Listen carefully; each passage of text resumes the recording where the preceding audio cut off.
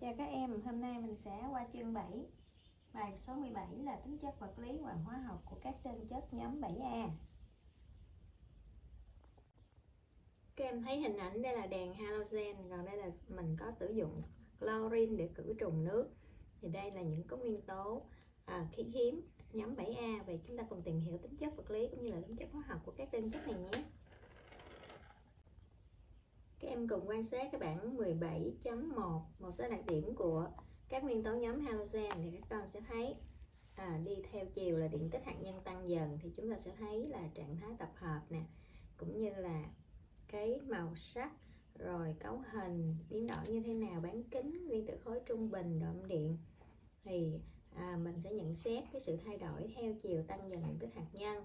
Thì màu sắc, chúng ta thấy màu sắc nó đậm dần, rồi nhiệt độ nóng chảy cũng và nhiệt độ sôi cũng tăng dần, đúng không? Tiếp theo là mình thấy là ở F2 là ở thể khí, Cl2 là ở thể khí, Br2 ở thể lỏng, còn cái I2 là ở thể rắn, đúng không?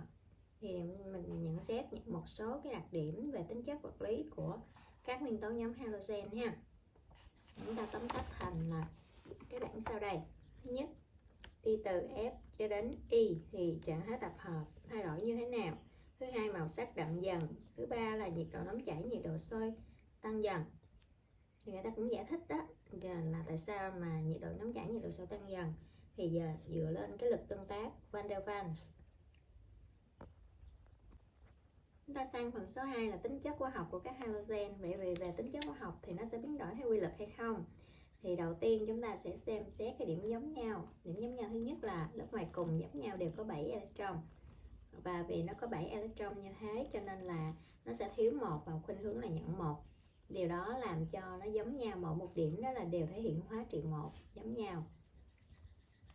Thì thứ nhất chúng ta đi vào tính chất tác dụng với kim loại. Chúng ta thể thấy là chlorine nó tác dụng được với tất cả các kim loại. Chlorine thì hầu hết các kim loại trừ Au và Pt. Bromine thì nó tác dụng với nhiều kim loại. Còn iodide thì nó phản ứng yếu hơn so với những halogen còn lại. Như vậy mình thấy cái tính chất hóa học nó theo cái chiều hướng là nó yếu dần, đúng không? F2 là mạnh nhất, I2 là yếu nhất, phản ứng càng ngày càng khó khăn. Rồi chúng ta thấy ở đây là một cái phản ứng của chlorine với dây sắt nóng đỏ, còn iodide thì phản ứng với bột nhôm xúc tác là nước, phản ứng mãnh liệt như thế này. Thì ở đây mình sẽ kết luận được là tuy là giống nhau nhưng mà tính chất yếu dần từ F2 cho đến là I2. Tiếp theo mình sang phần số 2 là tác dụng với hydrogen. Phản ứng với hydrogen nó sẽ xảy ra ở những cái điều kiện khác nhau.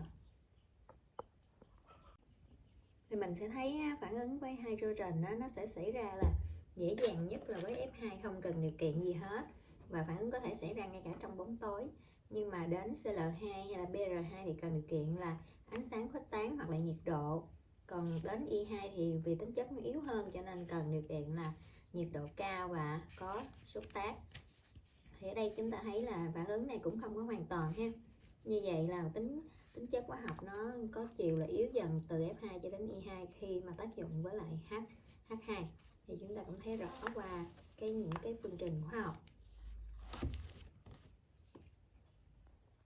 Tiếp theo là mình xét cái tính chất số 3 là tác dụng với dung dịch kiềm. Thì đây chúng ta chỉ xét cái phản ứng của Cl2 với NaOH ở nhiệt độ thường vì nó có ứng dụng. Ứng dụng đó là mình điều chế nước Saben để tẩy màu. Cái nước tẩy trong mình sử dụng trong nhà mình để tẩy quần áo trắng, hoặc là mình có thể sử dụng để lau nhà để hạn chế muỗi đó. Thì ở đây mình thấy là Cl2 nó dùng NaOH tạo ra hỗn hợp ba chất NaOH, NaCl, NaClO và H2O. Thì hỗn hợp ba chất này nè dưới dạng dung dịch mình gọi là nước Saben. Và phản ứng có thể xảy ra ở nhiệt độ cao để tạo ra sản phẩm, thêm một sản phẩm là NaClO3. Phản ứng này là dưới dạng là oxy hóa khử, ở trên cũng vậy ha. Thì nó sẽ ra những cái chất này. Thì ứng dụng của nước Saben thì là làm cái gì? Thì đây là một cái lọ đựng nước Saben nè. Thì chúng ta vô siêu thị chúng ta mua thì chúng ta thấy ở trên cái ngoài chai nó để tên là nước Saben. Thì nước này là được tìm ra do một cái nhà hóa học người Pháp. ông được tìm ra và đặt tên cho cái nước tẩy này.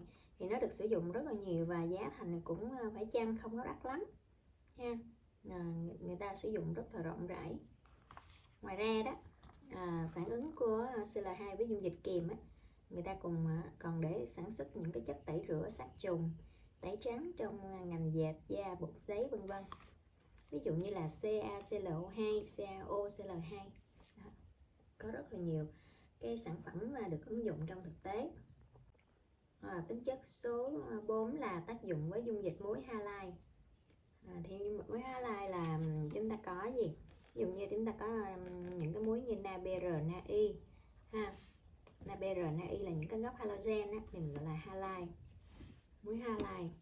Thì ở đây ví dụ như mình cho CL2 nó dùng NaBr thì CL2 nó sẽ mạnh hơn Br2, cho nên nó sẽ đẩy Br2 ra. Và tương tự Br2 thì đẩy được I2. Như vậy là halogen mạnh sẽ đẩy được halogen yếu ra khỏi muối. Tính chất số 4 cũng khẳng định là tính phi kim, hay là cái khả năng phản ứng của halogen giảm dần đi từ trên xuống dưới trong cùng một nhóm. Tiếp theo mình qua tính chất số 5 là tính tẩy màu của khí chlorine ẩm. Chlorine ẩm tại sao lại có tính tẩy màu? Thì chúng ta cùng xét. Thì chúng ta xem cái thí nghiệm ha. Thí nghiệm này là người ta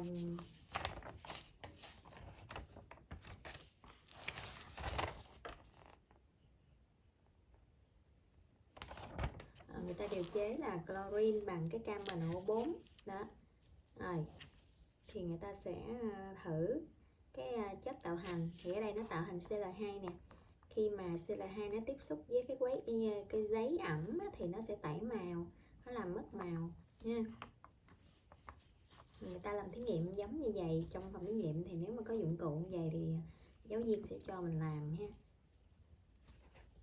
Thì khí CL2 này đặc biệt là nó cũng làm khí độc, cho nên khi mà mình làm thí nghiệm thì mình hạn chế là cho khí này nó thoát ra môi trường bên ngoài bằng cách là mình phải dùng cái bộ kính đáo ha.